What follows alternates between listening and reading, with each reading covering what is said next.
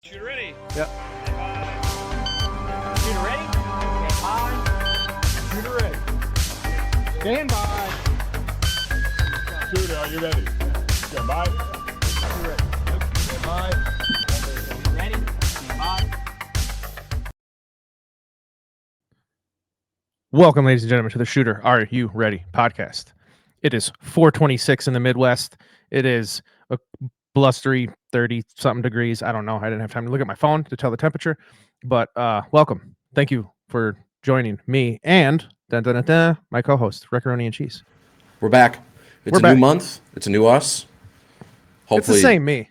It's well, hopefully the weather starts changing. I shot outside dude. yesterday I shoot outside year round, so do you, but Yeah. it was not a pleasant experience. Yesterday? Yeah.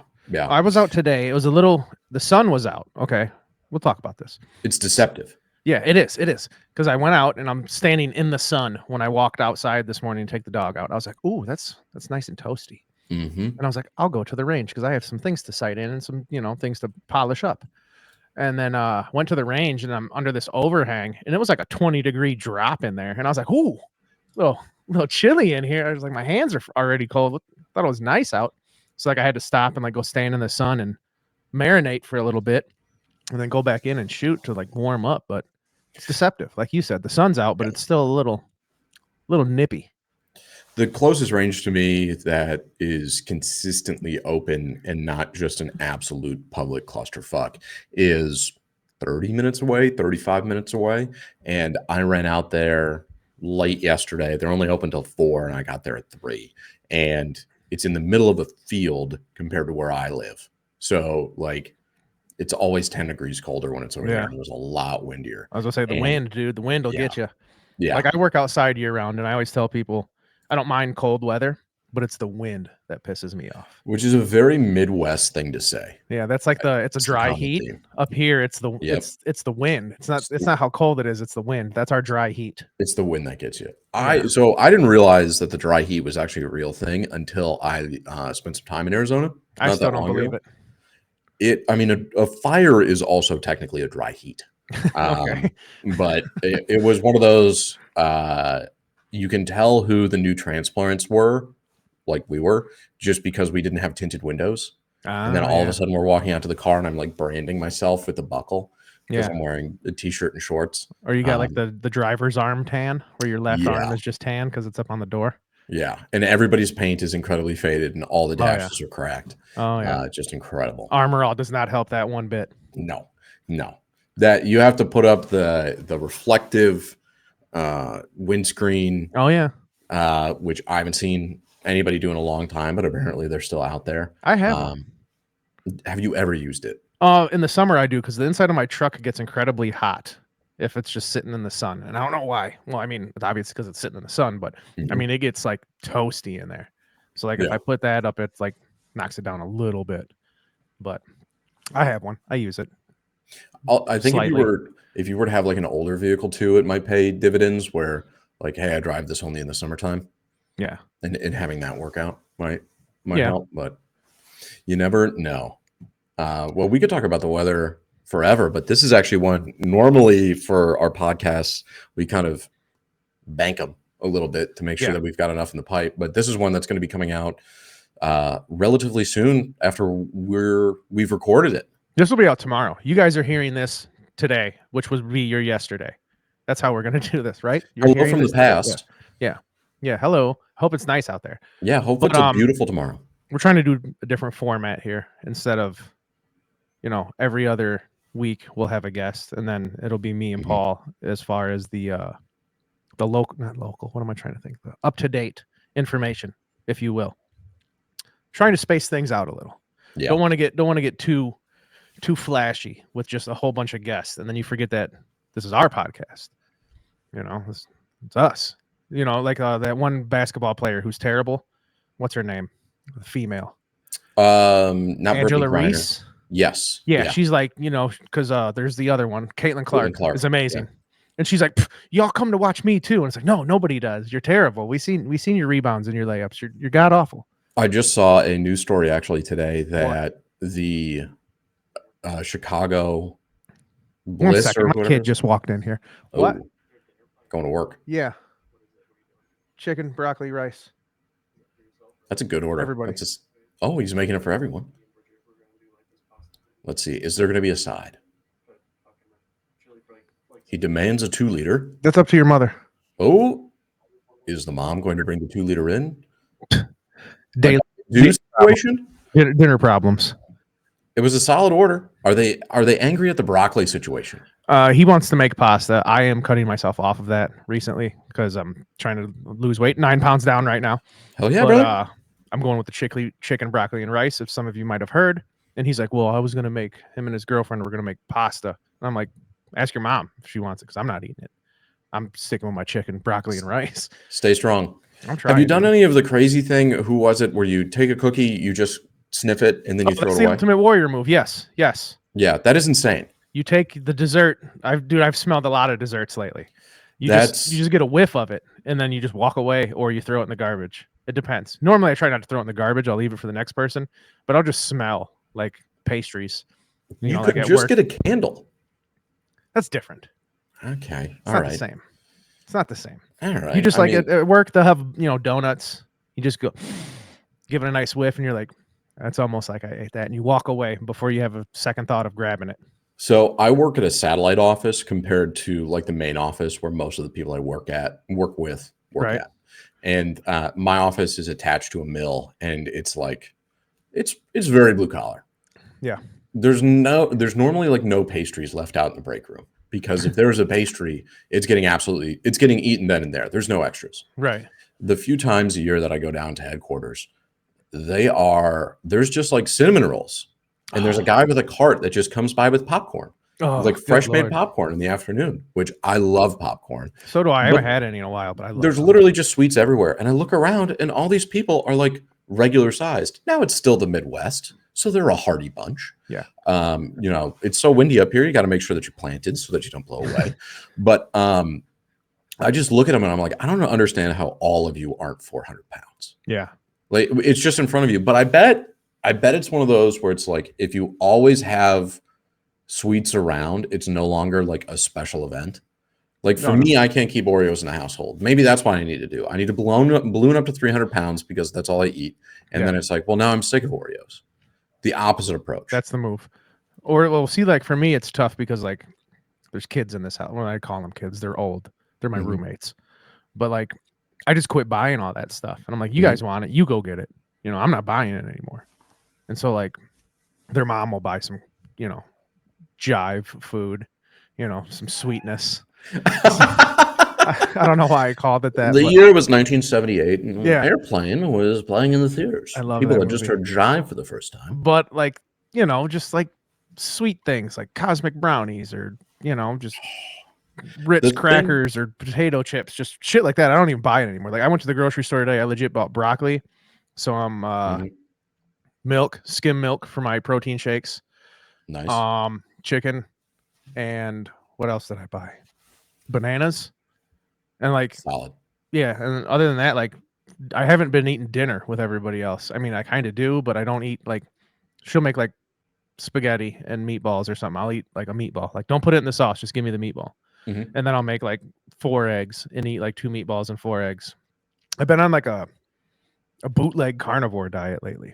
It seems very rocky. It seems very like 1980s strongman. We don't really know what nutrition is, but we understand that calories exist at this point in Yeah. time. I'm strictly like chicken, steak, ground turkey. Got a lot of ground turkey from the Costco. And like, okay, like put it like this. Okay. Like today, it's Sunday. It's Monday for you listening and watching. I don't know when, well, maybe later on if you didn't watch it or listen. Anyways, tonight I will make my pound of ground turkey and I'll cut up some bell peppers and put it in there. And then I put it in the fridge, and every morning when I wake up at like 4:30, I, get dressed, do my thing, and I go in the kitchen, I throw some in a pan, and I dump like one of them little, like a school milk carton. Okay. Mhm. Like one of the little ones of like egg whites, half of that, and then like 2 real eggs. That's my breakfast. I'll eat that when I get into work. And then for lunch, I've got like these sirloin, like 4% fat beef patties that I'm going to make. I eat 2 of those for lunch with like a banana. And then when I come home for dinner, I'll eat I don't know, probably some other meat product and more eggs. And that's like all I've been doing. I did have a cheat day the other day. I had pizza because I worked late at work and we had to go somewhere to eat. And we went to an Italian restaurant. And I mean, it's either you're going to get pasta or pizza or some kind of sandwich with sauce and a fried meat on it. And I'm like, Eggplant parm. I guess. It's a real possibility. I don't really like eggplant, so I don't know why I've never I'm tried it. suggesting this to you. Coming from a Sicilian, it's hard. It's disgraceful to say that. But that's why it's like hard for me to, I have to Yeah. stick to basic like 5 things to eat because once again, Sicilian man, love my pastas, love breads. It's And, also, I think the hardest part about is like, okay, what am I going to eat tonight? And just trying to come up with something to be creative about. Well, the hard thing for me is that it's always the same shit. It's Yeah. like I'm eating like 6 different things in a rotation, and that's like all. Yeah. And after a while, you're like, I am burnt out on this. But then you just like add like a different hot sauce or something to it, and you're like, oh, this is completely different than the thing I just ate 3 days ago. But it's really not. This at is all. this is a different sriracha than the one I normally Yeah, have. exactly. Like I'm using the green sauce tonight, not the red. And this is different, but it's not. But it's working for me, so I'm gonna keep doing it because I did it last year. I lost a lot of weight, and then I fell off the wagon. I'm sure people have heard me talk about this. I feel like this year we're shooting so many matches that staying focused on kind of like fight weight Yeah. is something that might be a little bit easier. Well, to go especially on. the Brown Owls match is the one I'm worried about. Yeah, that one's physical. Like KCON's like a lot of, you move a lot more. You do a lot of more strenuous things. But then like this Brown Owls one's like pick this dummy up and run like down this field or drag this, further than you would at KCON. So I'm like, ugh. Yeah. And they've I got don't some want to be the weights fat Midwest guy from there. they've got some weights that you're going to have to probably push around. Hey, Yeah, that's what I'm carry saying. This jug. The other thing that I've seen the Brownells crew do just in videos more is like work really hard and they're going to shoot an array, but then it's that last shot where you have to drop your mag and make that one Oh, the one last shot, hit yeah. when you're winded. We saw that at Mitten State last year too. I'm Yeah. a big fan of match design that forces that. Oh, There's I a love lot that. of there's a lot of movement, and then it's like, all right, you have one critical high value shot to hit. Yeah. I love And the work that in. one chance targets. Yep. Like drop your mag, you have 1 round left, shoot it, and Mhm. like if you miss, like pick the mag up, or either it counts against you or you like have to start over with something. Like if you do a VTAC, like Mhm. shoot 4 through 4 different portholes in this VTAC, the last one drop your mag, and if you miss, you start over. I shot a match last year where there were 2 pieces of steel on either side of the bay, probably 50 yards apart from each other, and they Okay. were down at about 150, we'll call it. And there were 6 stations that were set up, and you had to, on station 1, you had to hit the first piece of steel, then the second piece of steel, then back to the first piece of steel, then back to the second piece of steel. So you couldn't double tap it. Right. And if you missed any in that 4 array, you had to go back to the previous station. So it was like bump up, bump down. Yeah, right. And I cleaned it, and I was really surprised that I cleaned it, but a lot of people didn't. And there was one guy who crashed out hard where he got to the final station, which was shooting through some tires, and he missed that array, had to go back to a VTAC, missed that array, had to go back to shooting off of like a little beneath a low bench, so essentially prone, missed that array, had to go back. So he didn't go all the way back, but he went back to like the second to last one. And that was really, really challenging in that, okay, there's a lot that's riding on this one shot because you don't get a miss. If you miss, like that is you're getting sent back. And Yeah. I talked to some of the match guys, and they were like, yeah, our original plan was if you missed anything, you went back to the start. Brutal. And they were like, we play tested that out, and that didn't really make much sense in a 180-second par time in order to force people to do that. Yeah. But I also think that Sorry, I just bumped into my table. It scared me. I thought a cat or something was going to be running at you. No. But I really think that could also be like a good training exercise where if you have access to a VTAC, it's, hey, I'm going to work my way down the VTAC and I'm going to work my way up. And Yeah. you can't cheat it where it's, okay, especially on steel, I had a miss there. I have to go back, and trying to hold yourself accountable in your own training. Oh, yeah. See, I love shit like that. I don't know why. For one, it builds up stress, and Mhm. two, it's like that last value target, like like you said, the drop the mag one. It's usually when you're winded, when you can't Mhm. hold your rifle steady. It's it's a very stressful moment. I love it. I don't know why, and hopefully I make them when I have that problem. But usually, I don't know. I've been half decent on the high value last shot targets. We I both just had the jinxed same. myself. Yeah, we both had the same issue last year at Mitten State, where we got to that last high value target, pull the trigger, click no bang. We'd run Oh, we'd you run ran the out, mag dry, so we had to kick the mag out, put a yeah, new mag in, rack one round in, and take then that drop the new mag out. mag that Yeah, has 29 rounds in it, either stow that or dump that, and then shoot again. And that's probably the most disheartening thing yeah. that goes on with those. Yeah, I got that on video, so I get to watch myself do it over and over. It's where it's not just a memory, but I can relive it and I think watch it. there was a period in time where the only thing that I post on Instagram were like my worst runs. So there was one that we did at Schultz where I went to put the mag into my AR, and then I go to take the first shot and I line up and then the mag just drops out. Oh yeah, So I had that one, and that flustered me so much I missed like 3 targets on that stage. And then the Mitten State, that was a bad stage for me too, where it was click no bang, and then I was just running all over the place. I couldn't hit anything. And then man, I've had a couple of dumpster fires over the last year, and those are the only ones that I seem to post. Um, probably get some good views. oh, I'm doing numbies. We're talking tens. Nice, Yeah, high teens even. nice. Yeah. But I like the pressure. And I think you brought it up too, where it's, the pressure's kind of fun. Oh Not yeah, even it just takes it even from like the pressure of a match, which is you're on the clock, dudes watching dudes.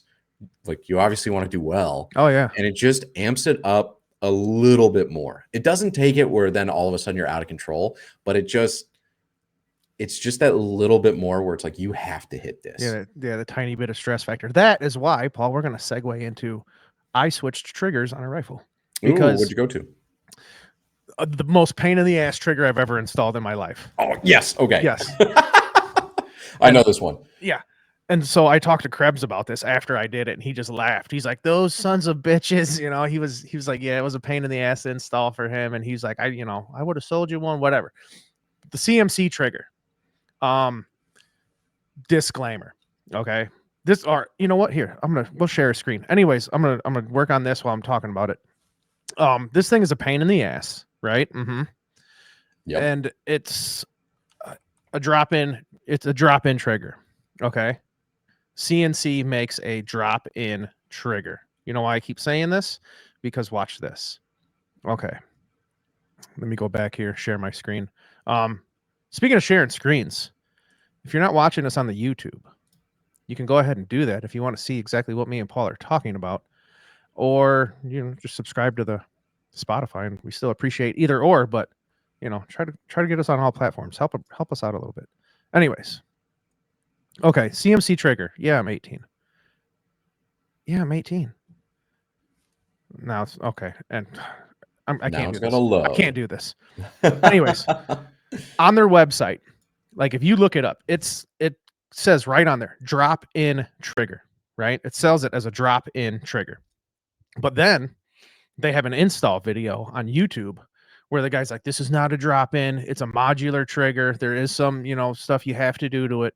But then like I said on the website, it says drop-in trigger. It is not. It is not like a Timney. A Timney, you pull your, retaining plate out or shepherd's hook, what have you, pull pins out, literally drop trigger in, like adjust a few set screws, put your pins back in, you're good to go. This damn thing, you have to pull the trigger out of the little cassette housing that's like has 2 plungers on each side, spring-loaded plungers, put it back in, put your safety back in, put your trigger back in, and then you have to wrestle your pins back in, and then you have, it's not even a shepherd's hook. It's like a shepherd's hook that was made on a Friday. It's just a straight little bar with a hook on it. I guess you could call it a shepherd's hook, but a shepherd hook has more of a little, head on it, I guess you could say. But it was a pain in the ass. I mean, out of all the triggers I've ever installed, this one definitely took me the longest and had the most cuss words involved. But I like it now. Now that it's installed, I like it. It's flat. It's like a 3.5 pound trigger. I don't mind it. Here, we'll add this. Paul's on top of things. Paul, why don't you pull that up for me? You got it, Jamie. Yeah. So here's the installation instructions, which I also, just as a disclaimer, this is actually the old KUSA YouTube channel. Oh yeah. That they're doing this on. No. This one had like a very clean cut, dude. I mean, but this dude just walks you through it. But yeah, watch this. Okay. So Take an old trigger out. They're taking the old trigger out here. We can Right. jump around here a little bit. So, Oh, but don't jump around too much, because once you start seeing the shenanigans, you're gonna be, oh, here it comes. Yep. There it was. Take the trigger out. Put your safety back in. Do a bunch of dumb shit to get this back in. Which I don't know, man. It seems like they could have just made a few things a bit. Now, see, this is where some kind of engineer is going to listen, and I'm going to get yelled at. It seems like they could have thinned a few things out. They're actually none of this was actually needed. Yeah, they're actually taking the trigger out before they put it in. Yeah, so all that's left in the cassette is the hammer.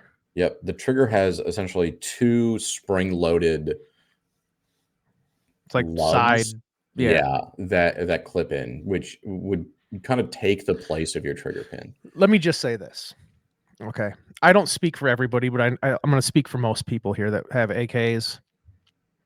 If you work on AKs, you probably have like the bare bones of tools. You have some screwdrivers, you have a hammer, you have some Allen wrenches.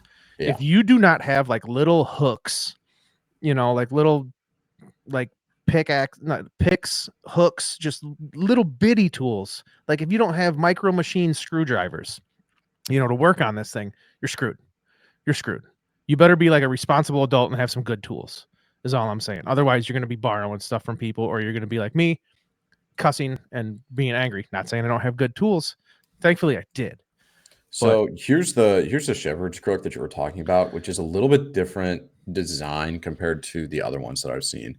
Dude, it's more of a candy cane. It hooks around the front trigger pin, and then it goes under the rear, which I kind of only work on Yugos only because that's what I have. So it's a little bit different. And I like the plate style a little bit more. Dude, a lot of the new Zastavas ship with the new plate style. This is what pisses me off. Okay. I love the plates. Ever since the plate's been a thing, just ripping hooks out of my AKs and going with the plate. You cannot use a plate on this.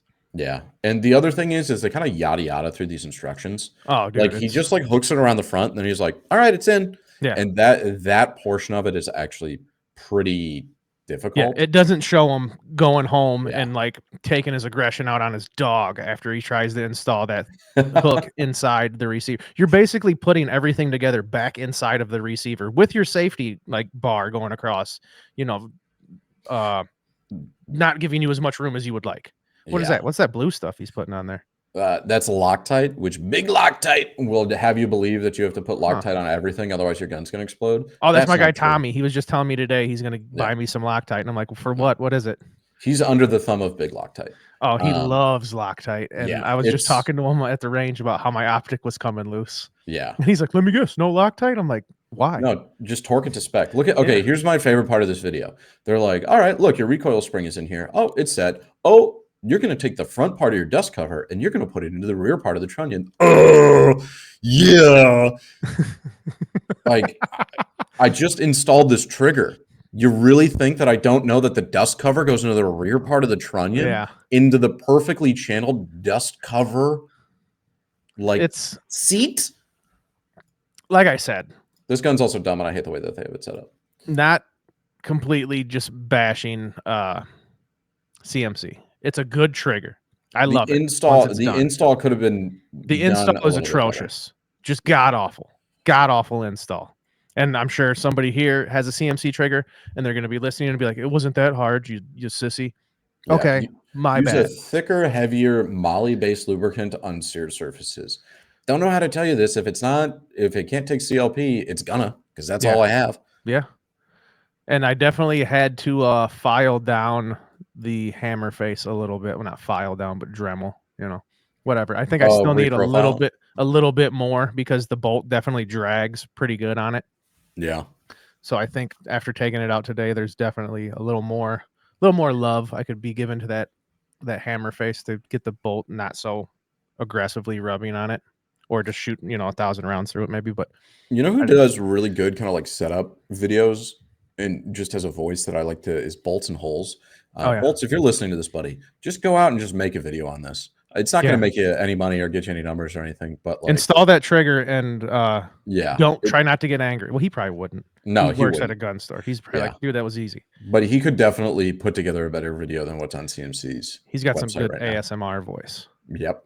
Yep. It's like listening to Sam Sulek. Sam Sulek is nice just because he's so positive about everything. Where even if something's going wrong or his gym session isn't going the way that he wants it to, he still is like, oh well, this is a learning opportunity. Yeah. And then he kind of walks through like his after actions in the car when he's driving. I could watch that man shop forever. Oh, Where I love he- watching the shop videos. And dude, Yep. the car talks, there's videos of just 4 hour long, just edits of him in the car talking. I'll put that on and pass out. Yeah. Yeah. We made the right person famous when it comes to him. Oh, 100%. To find out that like he eats babies or something in a few years. You know what?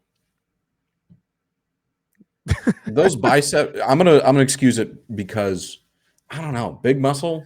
Yeah. It makes sense.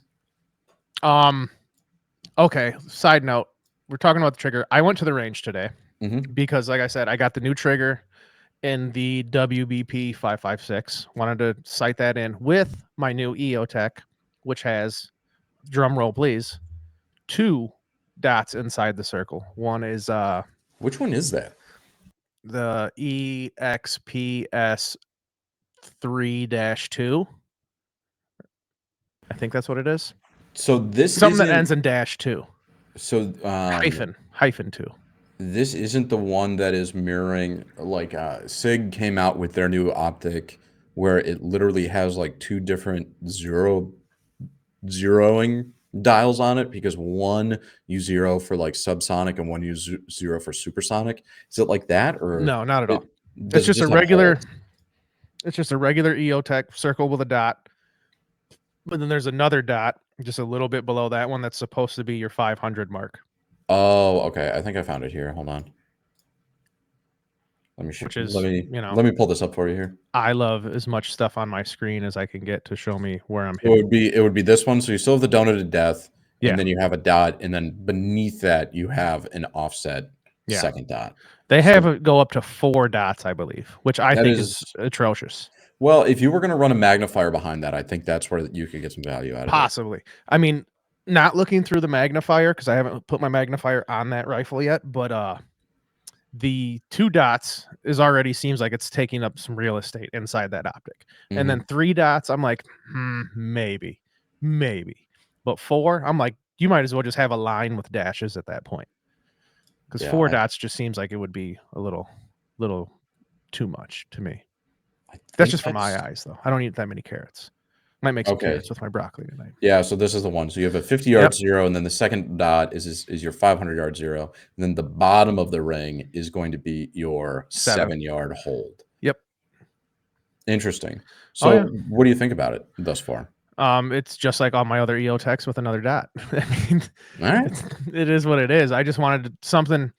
If I could just know where the 500 is, that way I have a nice little guess of okay, anything close to this is probably too far. If it's like a 300-yard shot, if it's 300-yard shot, it's got to be floating somewhere in the middle there. I just like my competition 7.62 has got the 2X primary arms on it, and there's lines. So It's like- which rifle is this on? WBP 5.56. So the aiming points for the 2 are based on 223 caliber, 62 grain, 2,900 feet per second velocity. And I'll I'm have just to- I'm just I'm writing that down. wondering. Yeah, it's on their website, but I'm just wondering, like, okay, so you have the second dot.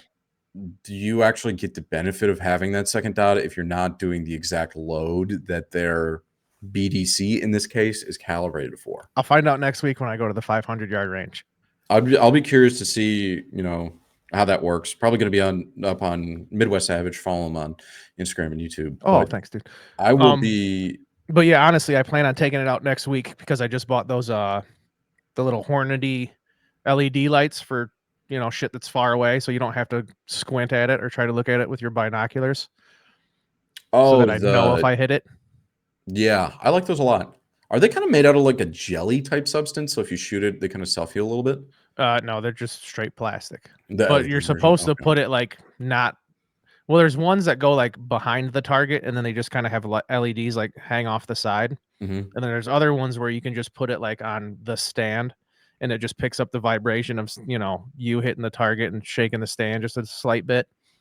So I guess it could give false readings, like if I shot the stand, it'll be Yeah. like, hey, you hit. But Yeah. I'm still I'll- obviously probably going to take like some kind of spotting scope or something out there to see where on the steel I hit if the 500-yard mark does work. I will be curious to see how close you can get.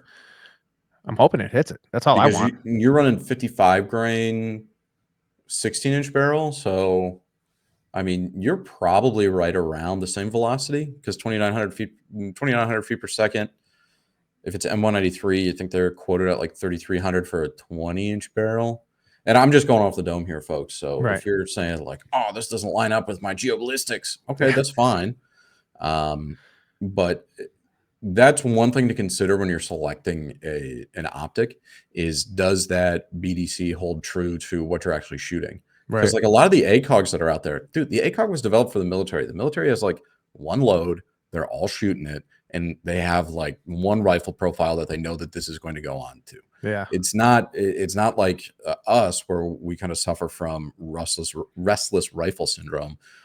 Where hey, this goes onto X gun, and I'm changing my ammo all the time, and that's what, and then this is going to do this, and then this is going to do this. So yeah, I'm wrapped with anticipation actually to see, because I would also, because it's 50, 200, 500, 7. So I would confirm at all those because your 5,200 should be the same. Yeah. Then you have your 500, and then I would bring that all the way back down to 7 yards, which is honestly, if you have an optic, that has any of this information that's on there, which is what you should be doing in the first place. Test it out. Yeah, I've got the EOTech competitor, the Vortex UH1 Gen 2 AMG, which I guess stands for American Made Glass. I figured out, or somebody told it to me, and that I went and I confirmed. It's kind of got the same thing where it's like a little chevron at the bottom that's supposed to be 7 yards, and then this is supposed to be 50, but it doesn't have that second dot. But on my 16-inch AR, with a 50, it is a 7-yard, hold. So that's true. That's true to form there. Okay. Yeah. See, I sighted in at 50 today, with that and my 7.62, and I didn't want to do 50 with my 7.62 because I've been going with like the 25 last year. Mm-hmm. But the optic I have is for 50, so I'm like, you gotta go with the Joneses on that one. But I was hitting 4-inch steel at 100. Happy with that. Happy with that. So I consider that a win. I consider that at least roughly. I mean, I may not be dialed in stacking the hits on dimes at 50, but if I can hit 4 inches at 100, happy with it. Yeah, I think understanding what is achievable both for you and your rifle is also important here. Sorry, I'm just reading more nomenclature. No, you're so good. I'm a little distracted. Because I know there was a talk in the group chat the other day about the ladder stage with what's the smallest target. Well, I kept saying I think it was 4, and I forget. I think it was bolts. It was like I thought it was 2. I was like, I don't think it was 2 at all. That's really small. That's egregious. Yeah, I don't think it was 2. I think it was 4. I think it was 4. An inch. I was talking to Moisha. We think it's 4, 6, 8, 10, and then a 12. Yeah, that makes sense. That's what I think. That's what that would be positive. That would be 10 because there was 10, right? I don't remember. Well, then it would be 4, 6, 8, 10, and then 8. No, that would be. How many were there? I don't know, but I'm pretty sure the smallest one was 4. There's supposed to be 10, but at the winter, 1 fell down. And this is a KCON stage for those who are just coming into the middle of our conversation here. But KCON stage, you had to get up on a ladder. You had to shoot. For the winter was 9 when we went there because one of them had fallen down and they didn't want to go put it back up. So how can it be 10 though if there's a big one in the middle? That doesn't make sense. It'd have to be an odd number. Yeah. Because they're the same on each side. Yeah. I don't know. I think it's 4, 6, 8, maybe a 10 in the middle. You may have 2 10s and a 12. I don't know. I'd have to watch a video and pay attention. Yeah, I'd have to go. But it's something like that. All I know is the smallest one is 4. If I can hit 4, happy. Yeah, I think that's achievable for the majority. I think people vastly overestimate what rifles should be able to achieve, and with the ammo that you're shooting as well. Oh, I'm consistent with my ammo because I only use Tele ammo in my 7.62s. And is that Tele with an E? That is with an E, ladies and gentlemen. And if you're not watching the YouTube right now, all I can say is at the 35-minute and 30-second mark, you should probably be watching that YouTube. That's all I'm going to say. And we'll get rid of that. Anyways. Yeah, so went out, like I said, went out to the range, sighted those things in, found out my optic was loose on the 7.62, so that kind of frustrated me. Had to fix that. And that was when Tommy was giving me shit about the Loctite. And I think those are, I'm known for saying this and changing my mind. I think those are the 2 I'm using this year. And as far as 5.56 and a 7.62 goes, unless something else happens and I get something else cool in my hands, and then I'll probably use that because I'm very indecisive on what I shoot. But as of today or tomorrow, if you're listening, whenever, it's the Circle 10 7.62 and the 5.56 WVP. And when you see me in April or May, probably have something else in my hands. Who knows? Hey, something new always comes out. I will say this. I think that the market is remarkably stagnant for things that I want in 2025. I haven't really seen much that I'm excited for, like I said earlier, except for that one Meridian trigger to come out. Other than that, there's like SHOT Show really didn't show me anything I was excited about. No. I mean, there was some cool guns, but like as far as accessories go, like cool stuff to add on or something that'll make your gun just like a tweak better, I haven't really seen or heard of anything that makes me go, ooh, I can't wait for that to come out. I think that there's some old stuff, and we had talked about this. Let me share my screen here. There's some older stuff that's starting to come back. Delta Tech.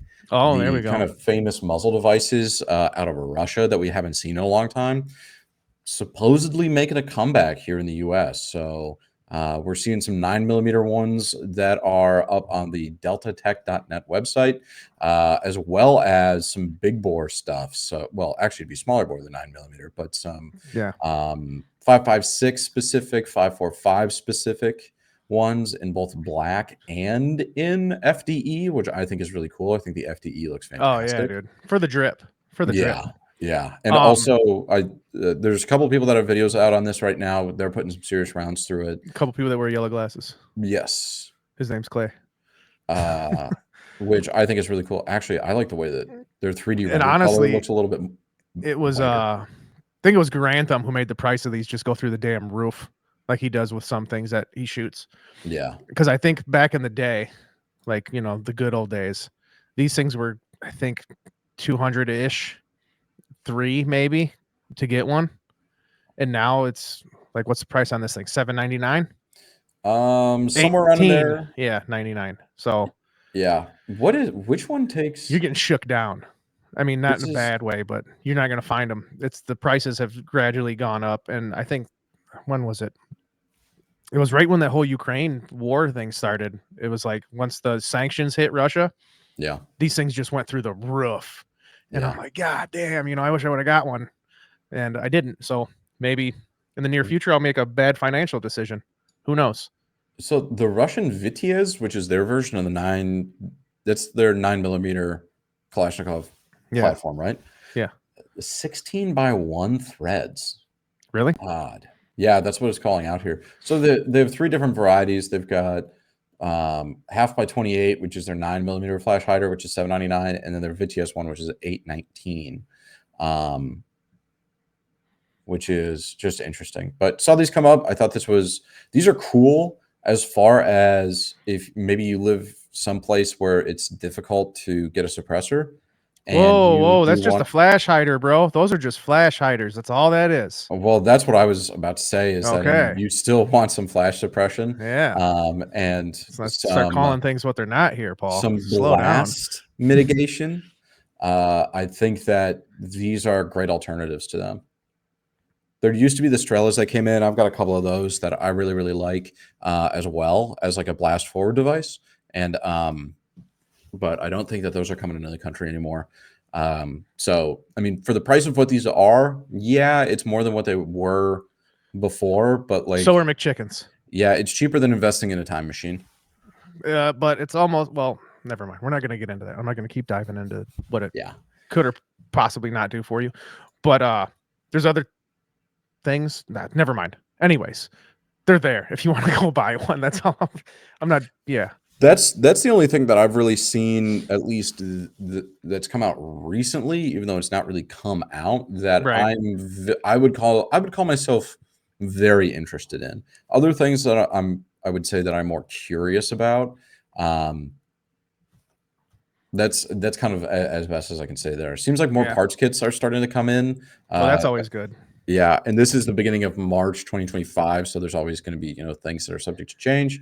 But I'm seeing a lot more parts kits that are out there. Zastava has started to import some parts kits out of Serbia, which I think is we've seen a lot of parts kit Yugo rifles get built in kind of the last couple of years. So nice to see kind of more and more of those coming out as well.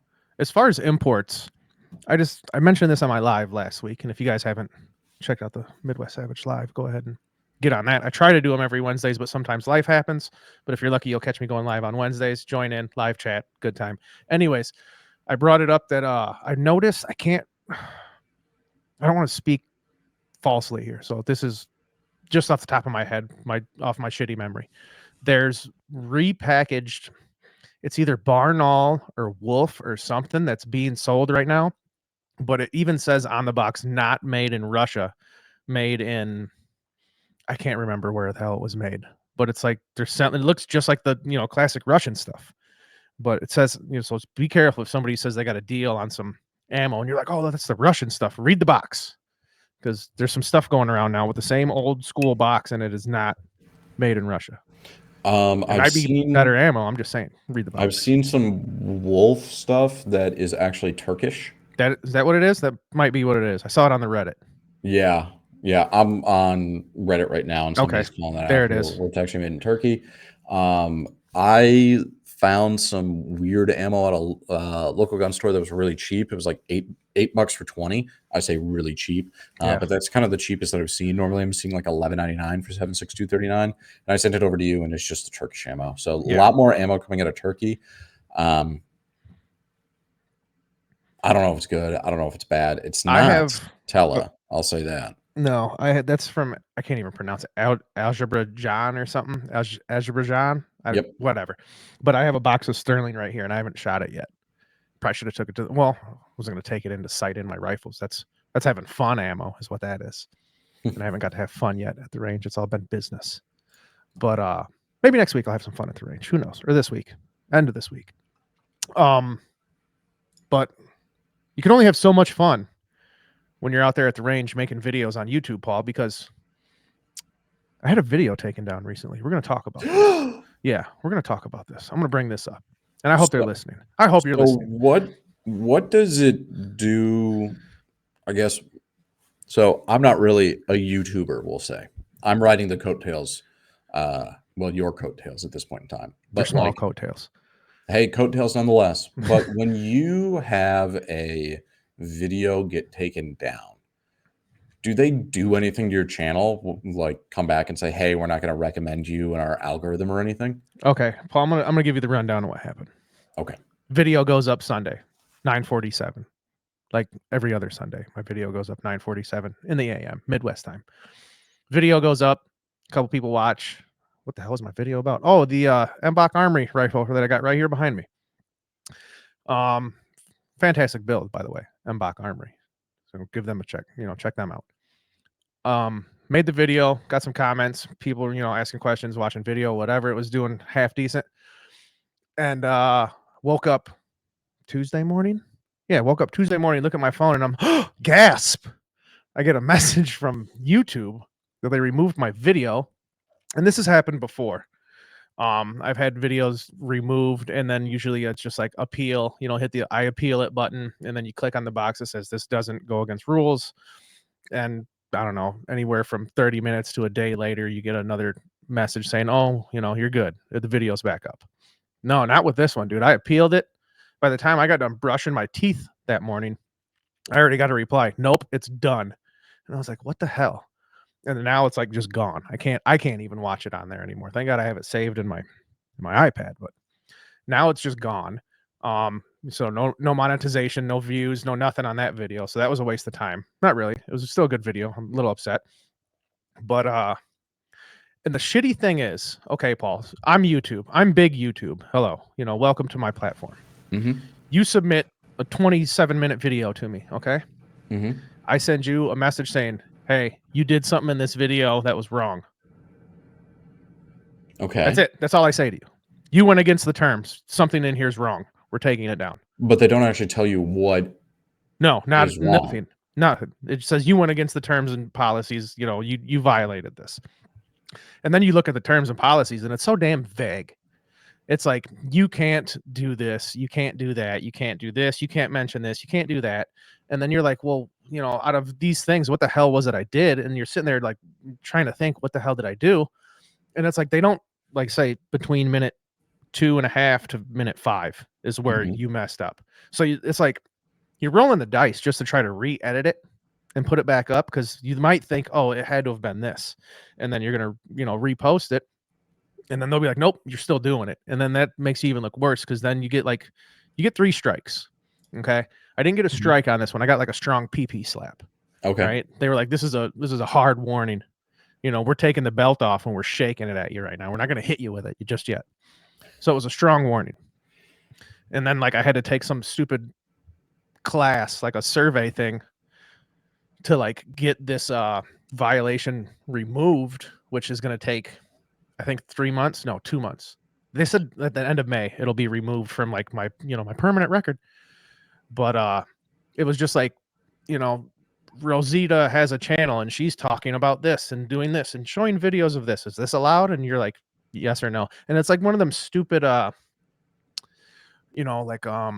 workplace safety videos some people have to watch at work, where like it asks you like, Jeff brings a rifle to work. Is this allowed? And you click yes. And then it's like, think again. And then you click no. And it's like, congratulations, you got that one right. So it's just dumb. It's dumb. It's like, you can't necessarily not get through the thing, because it's going to tell you, no, pick a different answer. No, pick a different answer. But like, do you really learn anything from it? No, you're just clicking the buttons trying to get it over with because you want the thing removed. Not the video, but just like the strike or the, badness itself. So once you go through with it, they do remove it. As long as I don't do anything in the time slot they gave me of, we will remove this in X amount of time if you don't do anything like this again. Yeah. So if I don't, I think I know what I did. I'm about 95%, 90% sure. Well, we'll say 95 because I got some confirmation about it. That I know what I did, and I know it's not allowed. So I have to walk around a certain thing or just not mention a certain thing. But it's dumb. It's really dumb. And that is only because if you do something wrong, okay, fine, I can play by the rules of the game. Yeah, but at least tell me. You have to tell me what those rules are. Yeah. But like I said, not a YouTuber. And I think there's a lot of, hey, isn't it great? You're on YouTube. You're doing all these different things. Oh, it's wonderful, dude. But you have to play around, and like the speech that I hear people have on here, it's like not natural. Well, and the thing is, it's like, and there was also a time like, okay, I'm not talking like I'm an old hand here. Okay. I don't have a huge channel. I have a very, small devoted following, and I thank you all very much wholeheartedly. But it's like, you have to do things a certain way, and you have to stay on the up and up to know what the hell to do and what not to do. Because there was a time when like you couldn't, like, apparently there was things going around like saying you can't even show yourself putting a magazine in a rifle. And so like I was blurring shit out of videos. I was blurring myself loading a magazine. I was blurring myself inserting and removing the magazine. And then that kind of blew over because like they just decide to change terms and stuff like on a whim, like, hey, in a month, new terms of service. So then like you got to cycle through and read everything like, oh, what are they changing now? And they won't tell you. They'll just let you know things are being updated. They won't tell me, like, they'll be like, Midwest Savage, you can't wear a Raiders hat. on the channel anymore because everybody knows the Raiders are terrible. And I'm like, hey, this is a new season. Let's give them a chance. Anything could happen. They could even be good. Yeah, you never know. Yeah. But I don't know, and it just pisses me off that it's just okay, you did a 20 question test and gave it to me.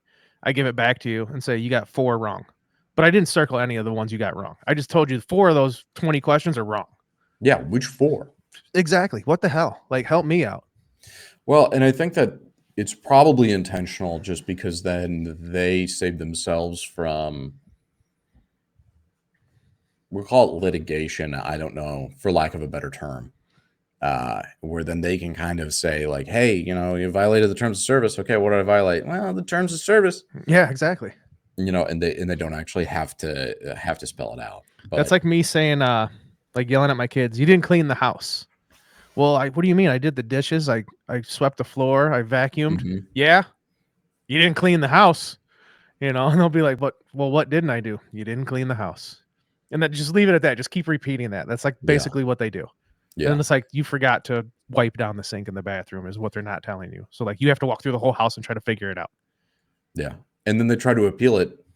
And then you just say, yeah, I can't, because it's just you. There's no place to it. There's no higher place that they can appeal it to. Yeah, it is what it is, dude. So I think I'm almost positive I learned my lesson on what I did and how to avoid it in the future. Mhm. We will find out next Sunday when I make another video if it happens again. I hope Gotta it be doesn't. spicy. Knock on wood. But it kind of upset me because I've been blowing off. I wouldn't say blowing off, but been having a hard time getting videos out the last couple weeks because the weather hasn't been agreeing with me, work, and other issues that I've been working around. And so I was like, cool, I'm gonna get this video out. And then it was up for 2 days and they took it down. And I was like, you bastards. What, they So, finally just got around to actually seeing what's on their platform?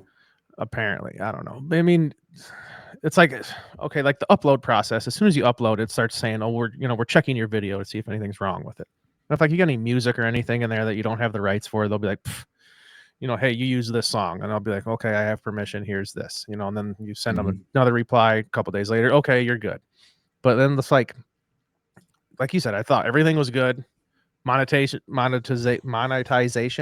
Mhm. I had the green money sign, which means full ads, whatever. And then 2 days later, the whole thing's just gone, and I was like, what the hell? But that's my dilemma, Paul. It's not yours. I just had to vent on that one. And anybody, I don't know if A anybody. peek behind the curtain. So think about that. into If you want to start the making world of YouTube YouTube. videos, make sure you read the terms and services or terms and agreements or whatever, and don't just click on it and scroll past it like you do with your iPhone update. You better read it because they're gonna come at you. They're gonna come at you hard for something. And they're not gonna There are tell you so what. many of those that I actually do click through. I'm just like, what? I'm I supposed don't to think I spend read any of that. spend the rest of my life doing this? Yeah, I don't. I go to the gym and I hook up to the Wi-Fi and it's like, read our terms and service. I'm like, no, I just need this for my Spotify, so I'm not burning up my data. I don't plan on doing anything outrageous here. Yeah. We don't have to bring legal terms into this. I'm just using your Wi-Fi. You want to know the only thing that is worse than reading YouTube's terms of service? Going to a Pickled herring? local gun Oh. show. Oh, let's hear about it. I want to hear about this. So this morning, I woke up bright and early for a Sunday, There you go. 7 o'clock. Ooh, After I was up very late last night playing the Wii. Nintendo Wii? The Nintendo Wii, Mario Wait a minute. Strikers. I was about to say, what are you playing here? Nintendo Strikers. Yeah. I kept getting dunked on by Wario. That fat little bastard Wario. Zigzag mustache. Yeah, not a fan. No, yeah, Wario's a short one, right? And then Waluigi's is tall. Like, okay, more of a fan of the Wario. Waluigi I just find- seems like he seems Wario unsettled. makes sense. Wario makes sense. He's the anti-Mario. He's the anti-Mario. Yep. And then, you know what happened? You got all these damn Gen Z people like, well, if he's got a bad one, why doesn't Luigi? And then they're like, all right, we'll work something up. And then you have Waluigi. Worst name ever. They could have called him like Mark. Yeah, and he doesn't really talk. He just kind of goes like, "Meh." Like Yeah, that's all he "Meh." does. Meh. Yeah, Yeah, see? old timey. Yeah, that's my brother So- Luigi. Meh. Get to the gun show. It's $8 to get in, which is way too much Whew. money. $5 is more than enough to cover whatever stupid cost you need to enter into this 1970s monstrosity of Okay. a hall. Before you get too far involved, I'm gonna say I've never been to a gun show, and that's one reason why. Because like a lot of the This- ones around here, Yeah. for one, I'm in a shitty state right now. And there's gonna be nothing cool to find, and two, I've read nothing but about like buying beef jerky from them, and then it's like the price of admission. Like Yeah. around here, it's like $20, and I'm like, I'm not paying $20 to walk No. around and look at shit I'm not gonna buy. No. I mean, maybe if I lived somewhere where I had higher hopes for the people Well, selling, maybe. I'd like to go to a gun show someplace that had a higher population, we'll call it. Yeah, In northern Wisconsin. exactly. Yeah. A lot of so get there, lines out the door. I'm the youngest person by probably 40 years, Nice. easily.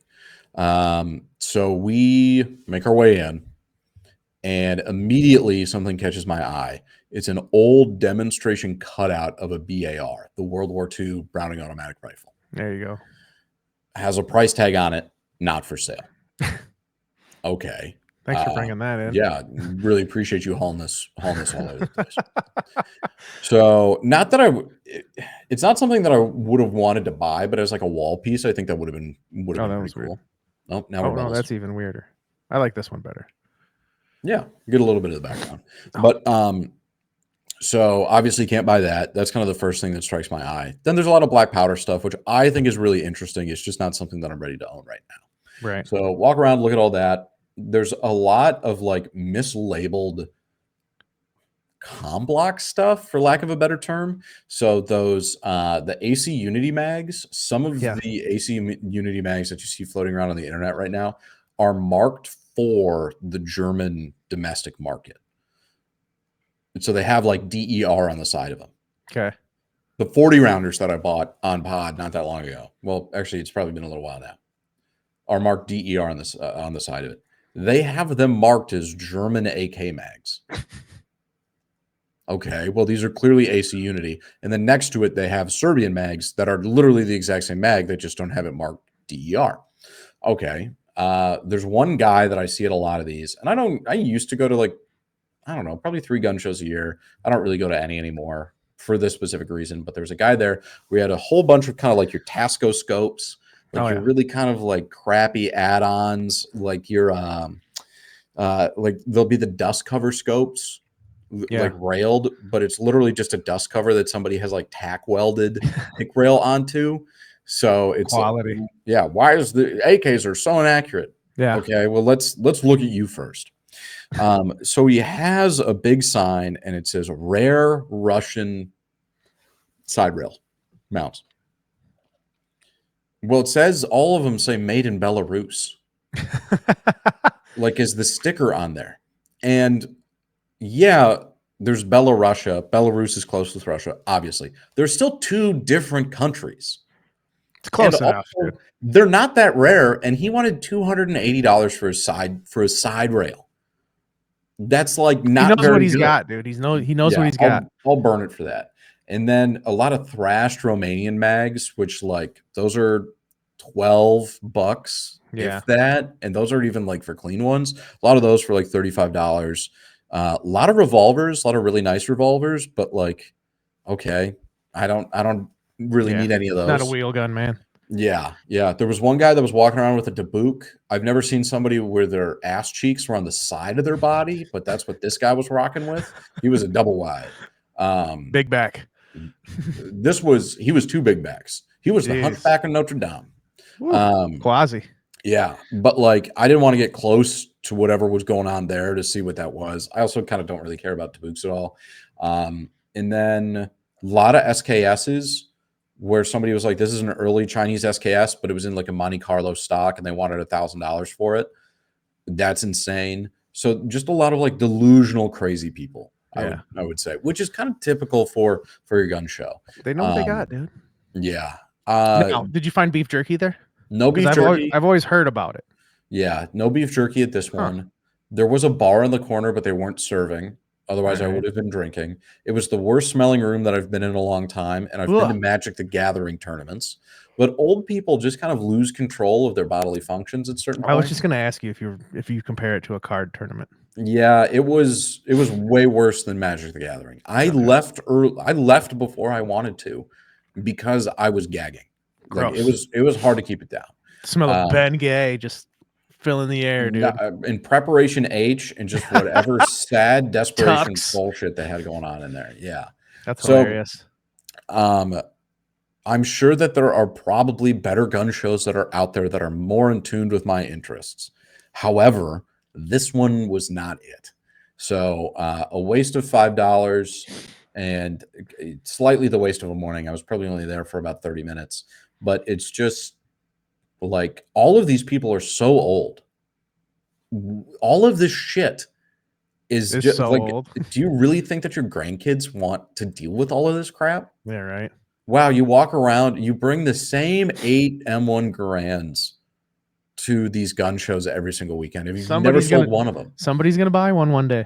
Yeah, I don't think that they're going to spend $6,000 on what is now almost 100-year-old rifle. See, that's the table you need to look for at the gun shows. Is the person who looks like this used to be all their grandpa's stuff, and their Yeah, grandma and then said, they just want to get rid of it. "Yeah, well, and their grandma was like, well, your grandpa used to go to that show with all this stuff every 4 months," Yeah. and you're like, I bet I could go and just he's still got like the $600 price tag on there, so the grandson's just like, I'm gonna get $400 out of this thing and just be done with it. One guy was literally looking up gun prices in like a blue book of guns.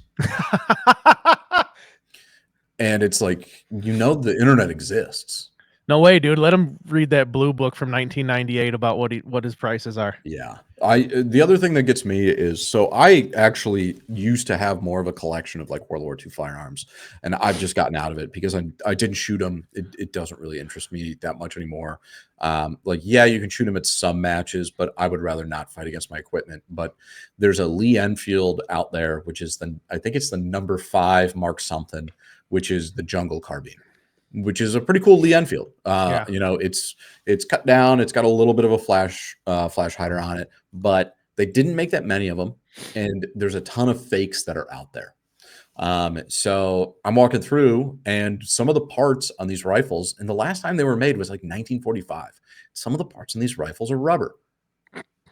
Okay, well, like that's true, but the rubber is not going to be supple. Yeah, like right. 80 years later. It just isn't. So I look at it, and there's a couple of different ways that you can tell if it's actually legitimate, because they did more work to it than just cutting the barrel and putting some shit on it. And one of them is there's some lightning cuts that go on under the stock. So I walk up to the guy, and I was like, hey, interested in this? And he's got it for $550. And he was just like, yep, this is a real deal right here. And I was like, kind of think it's a fake, man. And he was like, no, this is a real deal. And I was like, perfect. Let's take the stock off. And take the stock off, no lightning cuts. I was like, all right, this is kind of a sporterized like Lee Enfield right now. Like, I had $180 in my pocket, and I was like, I'll give you $180 for it. He was like, I'll burn it for that. I was like, all right, dude. And that was about a year ago, and I saw that same Lee Enfield on the same guy's table this year right now for $750. Jeez. So it didn't learn his lesson, but there's a sucker born every day. So I hope that at least a little bit of the internet will turn people into a little bit more experts, so they're not getting pumped by these charlatans at these gun shows.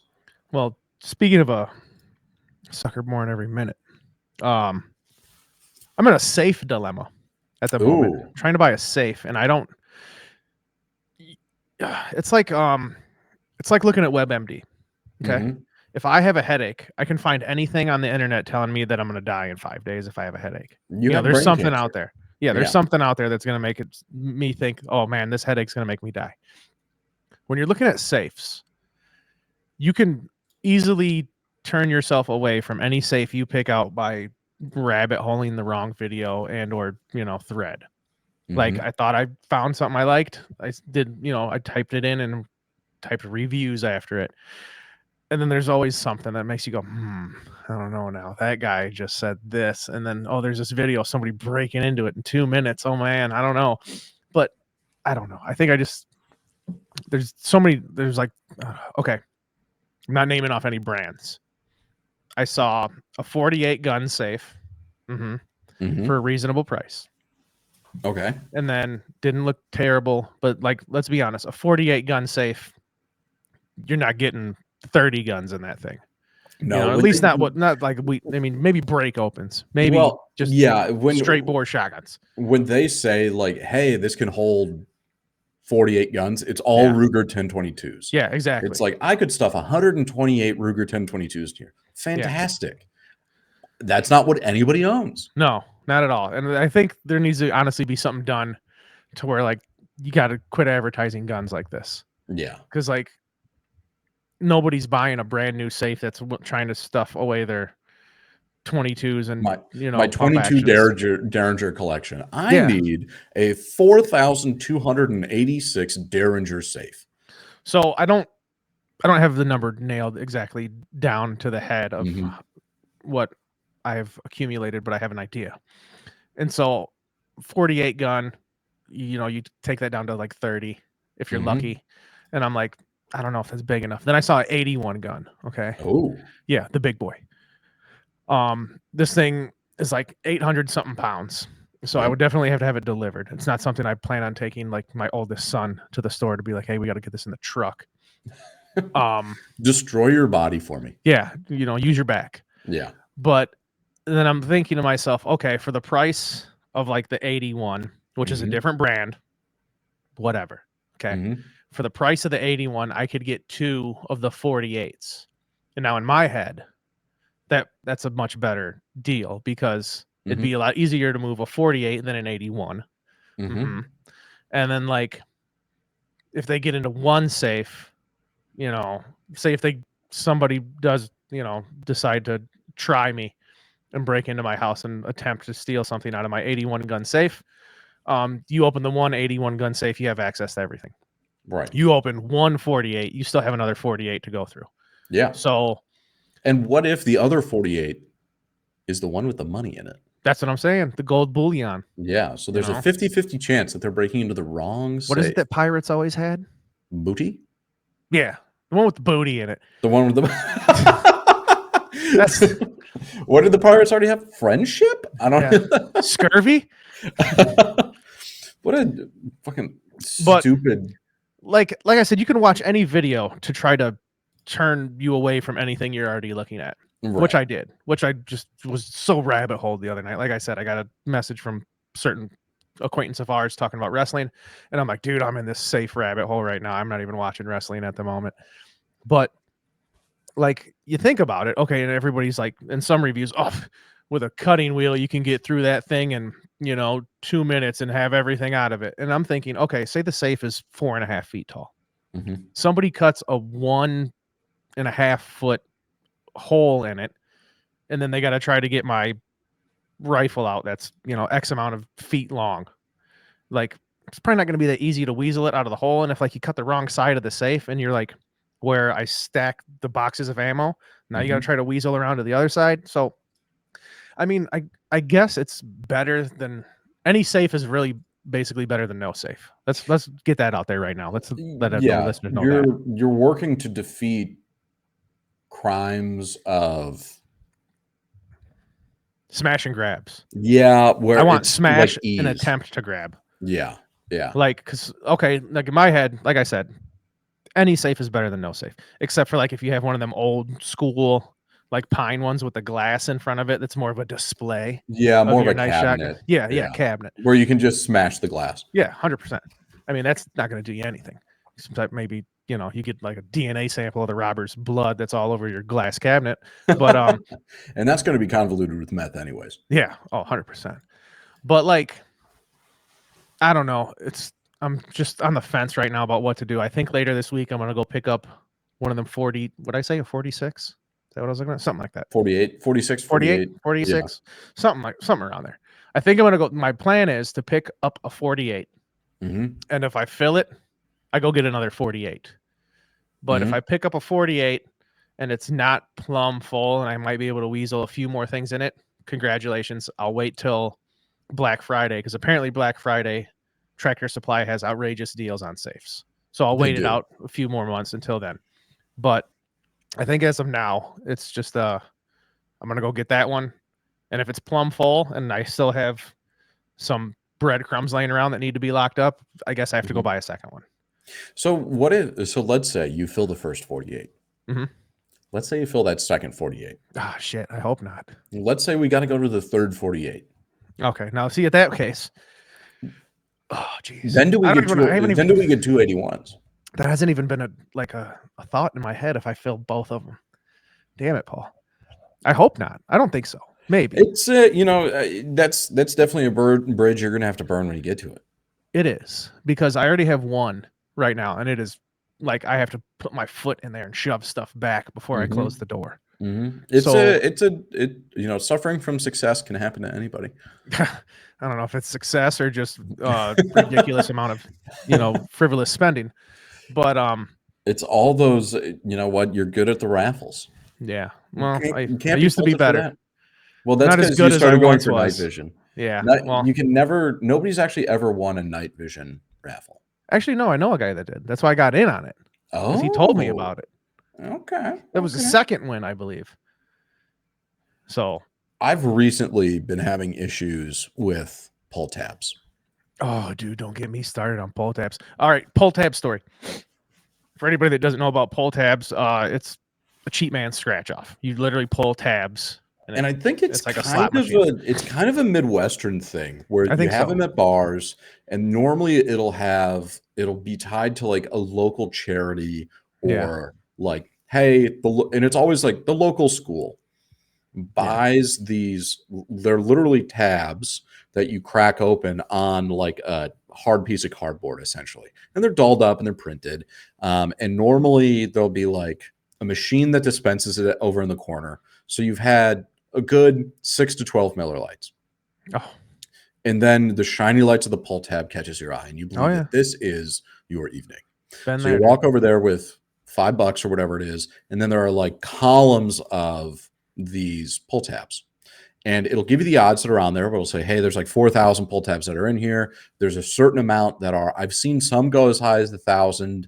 I don't think I've seen any more than that, but like $1,000 winner, there'll be one. Then there'll be $400 $500 winners. There'll be 10 250s. Then there'll be a certain number of like 150, 25, 10, 5, and then $1 Yeah. winners. And recently I've been with people, and I won't say who, because when you win such large amounts of money, anonymity is important. Oh, it's You don't huge. want people to, they're out buying saves for their gold bullion. Yeah. But I was recently with some people where one of them won $500 right in front of my face. Nice. Couldn't believe it.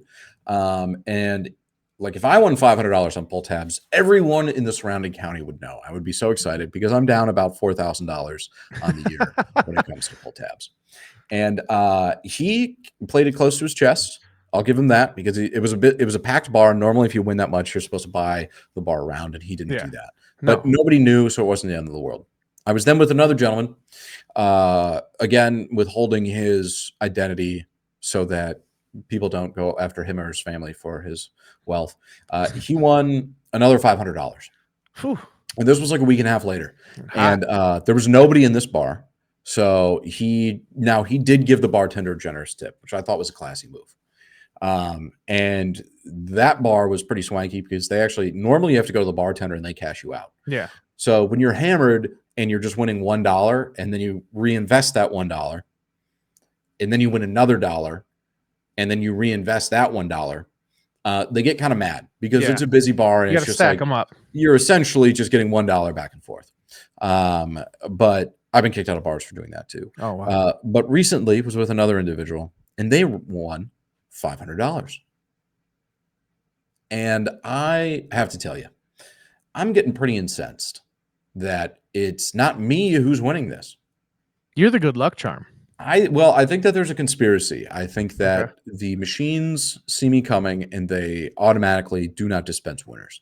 I don't know how they do it, but Big Pull Tab is trying to prevent me from winning. And then Big they Tab. allow others to win in front of me because they know that will get me to buy more pull A little tabs. enticed. Yeah. Yeah. I was at a bar one time and they had the pull tab machine, like you said. I had Mhm. a bucket of beer. Pull tab machine caught my eye. and I went to the one with the biggest stack of tickets. Mhm. Right? I mean, there's 4 columns, and this one had a lot of tickets. I was like, I'm gonna pull a winner out of that one. You know, these Oh, other yeah. ones are probably burn up. They're ran through. Dude, I bought so many of them tickets, and you know, there's a couple $1, a couple $5. You know, I kept Mhm. changing them in. I was like, I'm gonna buy this whole stack. I'm buying the whole stack. I'm gonna get the winner out of here. I get down to probably, I don't know, a finger's width. What's that? Couple inches of Yeah. tickets left. Bartender lady comes by and pulls the plug. I'm like, what are you doing? And she's like, oh, well, we're done with tickets for tonight. And I'm like, I almost got the whole stack. I was going to buy the rest of that stack right now. I was like, what are we doing? There's a winner in there. And she's This like, is no, actually a conspiracy. Yeah. This is She's- legitimately like she knew that you were about to pull a winner. And they Yeah. didn't have any money on site in Oh, I order was to cash pissed. you out. I was pissed. I was Dude, like, I'd what are you start throwing- doing? I'd start throwing bows, push all Oh, of the dude. furniture in this bar into the corners because I'm wrestling somebody in the middle of this thing. I was so mad, and I had my buddies like holding me back, like, dude, it's just pull tabs, relax. I was like, nah, man, there's the big wins in there, and she's, No. you know, she's holding it out for herself, gonna plug it in after everybody leaves. Anybody who says it's just pull tabs has not felt the charming allure of the pull tab. Oh yeah, It's something you're cracking it with your friends. It could be anything. It could be $1. It could be $5. It could be no money. But that's the pull tab. It's essentially gambling for children is really what it is. yeah. But then they had to put loot boxes into things. Paul, I don't want to. What time is it? Got a notification on my phone. Oh no. Almost 20 minutes ago. Shooter Are You Ready podcast just had a new subscriber on YouTube. Thank you, whoever you are, if you're listening. Ooh. If you subscribed Sunday night at 5:28, much appreciated. Or Damn. 4:28 or 3:28 or 6:28, depending on where you live. If somewhere in the 28s you decided, oh, Shooter Are You Ready podcast, I'm gonna hit that button. Mm-hmm. We thank you. We do. Actually, I've been trying to drive people to the podcast, obviously, with my incessant posting, but also just in some of the people that we meet. So during one of these recent pull tab events that has befallen me, I was taking some pistol training classes at Vortex, which they have their own training facility there called Vortex Edge. Okay. So they have a carbine pipeline, a pistol pipeline, a hunter shooter pipeline, and then a long range competitive shooter pipeline. And I've done the carbine pipeline. I would highly recommend it. And now I just wanted to get back and kind of get tuned up as I'm shooting more red dot pistols this year. I thought it was a great course. There was some weather, so some people dropped out. So the class sizes were really, really small. But I mean, there were 4 instructors that I think were incredibly knowledgeable, both in competition shooting, and then also there were a couple people that were like private security and police officers that were taking the course too. So they tailored some things specifically for them. But then my friend and I that were taking it were more focused, obviously, on competition shooting, and they were able to try to translate some things into more USPSA style speak for us. And did 2 days there.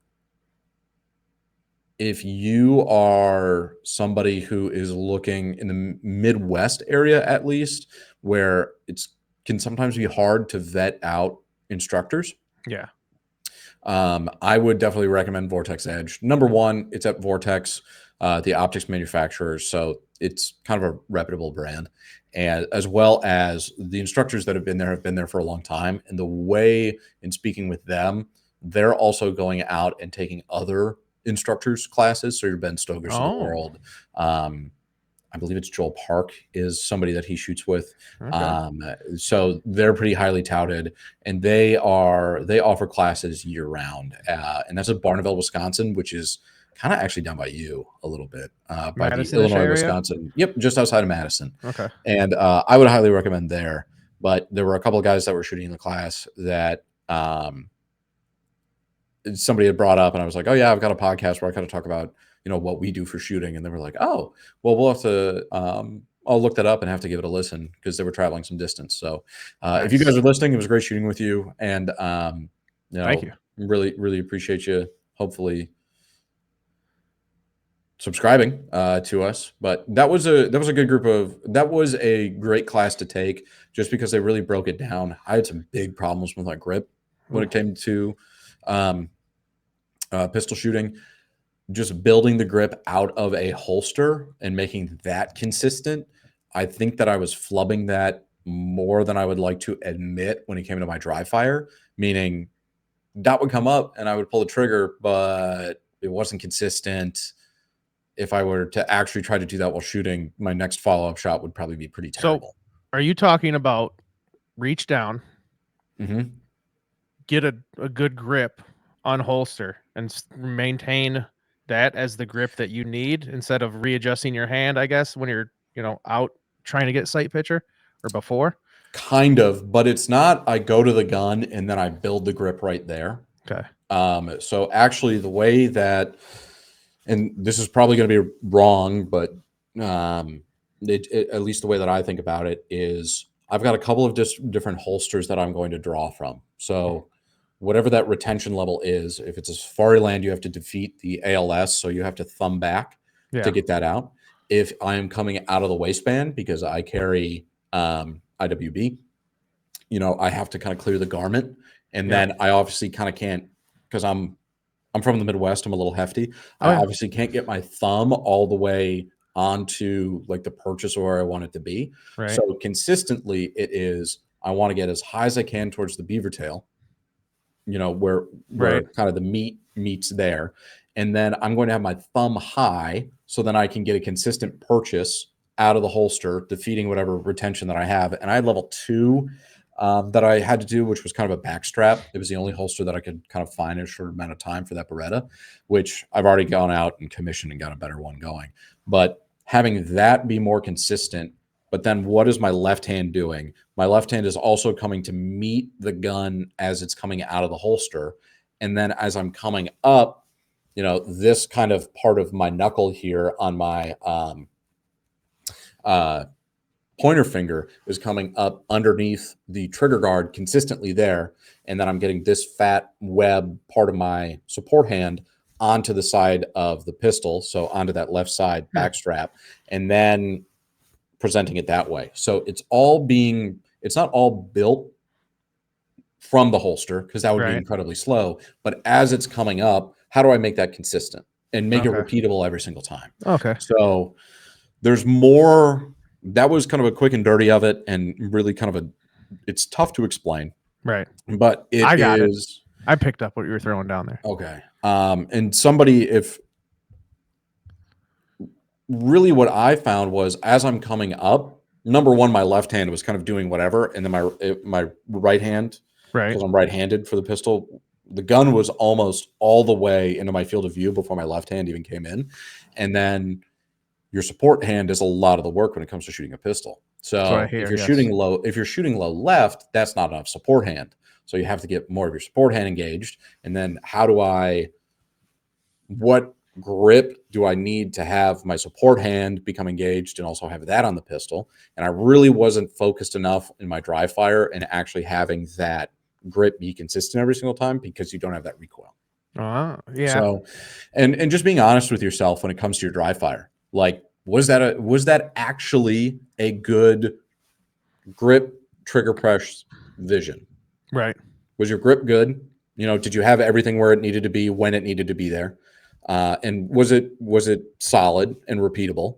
Was your vision there? So are you target focused, which is something that I haven't really had to focus on too much, but it's something that I'm working on more, where you don't stare at your dot. I'm staring at a spot on the target, and then I'm waiting for the dot to essentially come in to where it needs to be on the target. We spoke with Neil about that. We also spoke with some other folks that are coming up here about that. And then trigger press. So was I not necessarily, you can slap at the trigger, and actually that's probably that's how you can get faster.